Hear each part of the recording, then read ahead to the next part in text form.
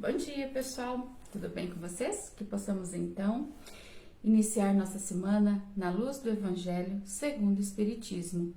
Capítulo 16, servir a Deus e a Mamon. Esse texto, desprendimento dos bens terrenos, como eu falei no vídeo anterior, ele é um pouco longo, então eu quis dividir, né, para não ficar muito longo, senão, assim, não dá para fazer, eu pelo menos não faço no tempo em que a gente tem. E espero que também desta forma, sendo dividido, não fique cansativo. Mas é um texto, é como todos do Evangelho, né? Mas é que às vezes a gente não se apega ou tem um conceito errado, né? Sobre o assunto que o texto nos traz. Então eu acho que ouça com atenção, com calma, com reflexão, não deixa só aqui, traz para cá. Procura refletir no dia a dia, isso faz sentido para mim? Porque às vezes a gente refuta logo alguma coisa que a gente ouve e de repente no dia a dia você descobre que, então era isso? Comigo N vezes acontece, muitas vezes acontece sobre algo que eu estou assistindo, que eu estou vendo, enfim, que eu estou aprendendo. Às vezes eu acho que não tem nada a ver comigo e aí de repente eu falo, então aquilo também tem relação com isso. Então, por isso que eu tô te falando, ouça com atenção, porque é um texto muito importante, como todos do Evangelho, lógico, né? Então, esse texto ficou pra gente falar, né, sobre a cobiça e os apegos dos bens materiais. No anterior, diz o texto, né? O texto nos traz que Deus nos emprestou e a gente tem que restituir, a gente tem que prestar conta do que nos foi emprestado. Não vou me demorar muito falando, porque senão o tempo corre como louco. Vamos lá. Então, a gente tem que tomar muito cuidado com os bens que Deus nos confia, né? Aqui o texto, não sei exatamente esse, mas esse do servir a Deus e Mamon, ele fala muito das grandes fortunas. Mas não só das grandes fortunas, de tudo que eu tenho comigo, né? Que eu vejo que o que se eu conquistei, não precisa ser grande fortuna, o que é meu, né, de matéria no caso. Então a gente avalia, porque assim, os bens que Deus nos confiou, ele excita em nossos corações uma ardente e desvairada cobiça. E com isso, o que acaba acontecendo? Você acaba ficando muito apegado a esses bens e fica difícil de você contribuir com o próximo, porque veja, Deus confiou a nós, só que não é só nosso, ele nos confiou por alguma razão, porque eu mereço, ou porque eu sou mais inteligente, não mais inteligente, ou eu tenho mais habilidade para lidar com isso, né, para lidar com essa questão do dinheiro e tudo mais, para fazer multiplicar e com isso beneficiar mais pessoas. Então entenda, ele me emprestou, ele me confiou, ele é bem isso, ele confiou em mim. Então, eu tenho que fazer de acordo e não tipo assim, é só meu, pronto, acabou, é porque eu mereço, é porque eu sou melhor que os outros, não. E por que isso? Porque quando a gente tem poder, quando a gente tem dinheiro, então a gente tem que tomar cuidado para não se deixar pela cobiça que isso nos desperta, né? Que desperta, que excita os nossos corações. E é fácil falar, às vezes a gente fala, não, mas se eu tivesse dinheiro, não, eu não tenho esse apego, não me despertaria essa cobiça. Mas a hora que você tem tudo isso na mão, é outra perspectiva, é outra situação. Então, sim,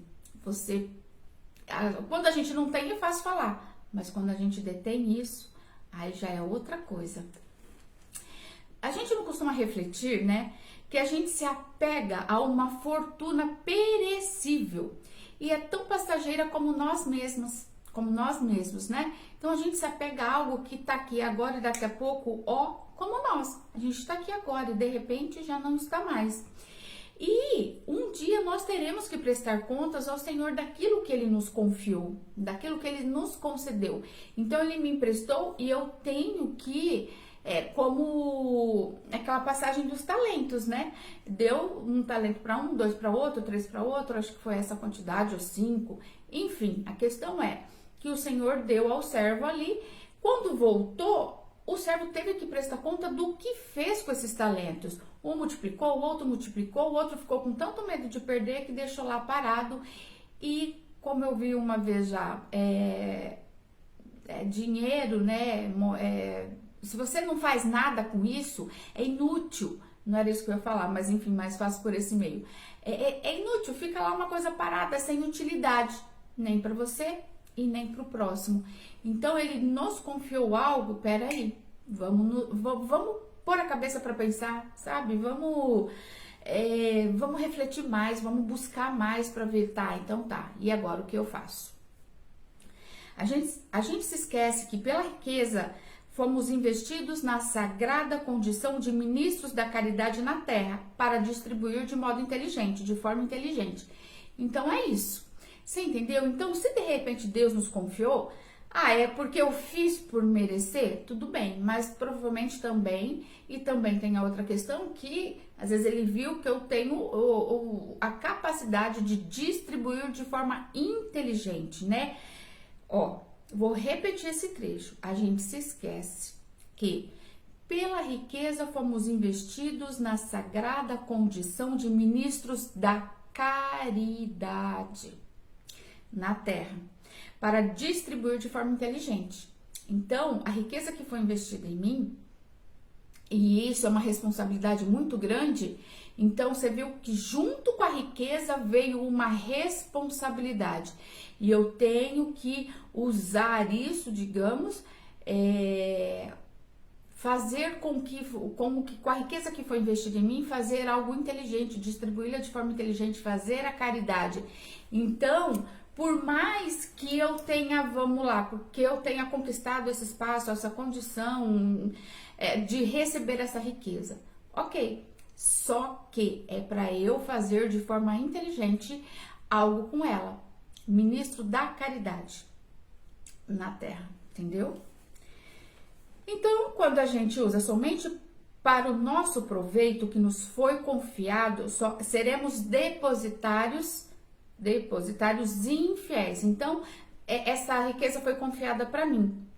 E como foi falado no texto anterior, para ser distribuída de forma inteligente, ministro da caridade na terra. Aí, se eu uso essa riqueza só para mim, eu sou um depositário infiel.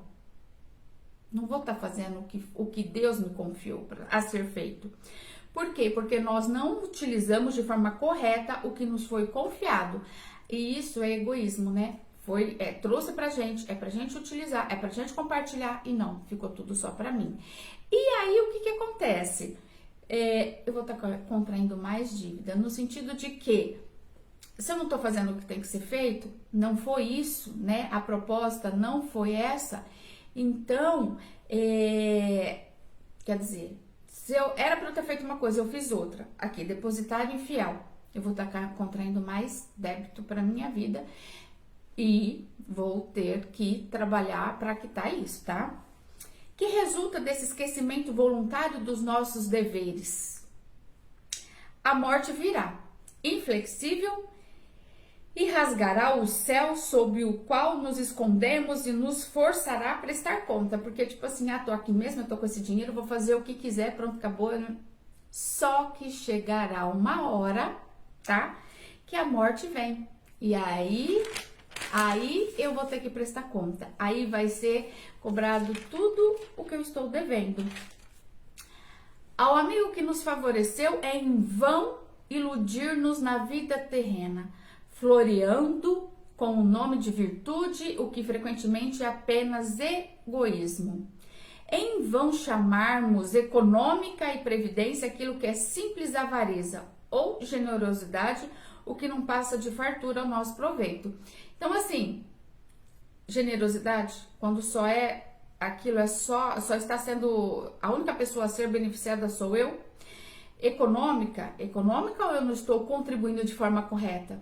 Entende? Então, a gente tem que parar para refletir bem, porque quando as coisas estão a nosso favor, às vezes a gente usa de desculpas para desculpar alguma atitude que a gente está tendo errado, sabe assim? Então, a gente usa algumas virtudes como desculpa dos nossos atos, para desculpar os atos que a gente está tendo, atos esses indevidos. Um pai de família, por exemplo, que deixa de fazer a caridade, economizará e amontoará ouro sobre ouro. E ele diz que é para deixar os filhos o máximo de bens possível para evitar que caiam na miséria. É justo e paternal, ok? A gente não pode censurar isso. Porém, será esse mesmo o único objetivo desse pai? Será que isso é mesmo que está lá no fundo? Não é, antes de qualquer coisa, uma desculpa para a própria consciência, a fim de justificar para si e para o mundo o seu apego pessoal dos bens terrenos? Então, o apego é meu, mas eu uso como desculpa que eu vou deixar para os meus filhos para que eles não caiam na miséria. Onde, na verdade, isso é questão meu, é conteúdo meu e não tem nada a ver com o filho. Não que não tenha, mas é muito mais meu. Considerando que o amor paternal seja realmente a sua única intenção, será esse o motivo para fazê-lo esquecer dos seus irmãos perante Deus? E aí? Vamos deixar para reflexão, né? Considerando que o amor paternal seja realmente a sua única intenção, será esse o motivo para fazê-lo esquecer dos seus irmãos perante Deus? Então a gente vai para hoje com essa reflexão. E eu te peço que pare e reflita sobre isso e presta atenção no que isso te traz, no que isso te mostra, tá bom? Então é isso. Um beijo no seu coração. Raimundo Mariano Dias, Agente Espírita Brasil. Raimundo Mariano Dias, eu acredito que já tenha voltado com o estudo. Dá uma olhadinha, porque a gente necessita de conteúdo, tá bom? Um beijo no seu coração, beijos de luz e gratidão sempre.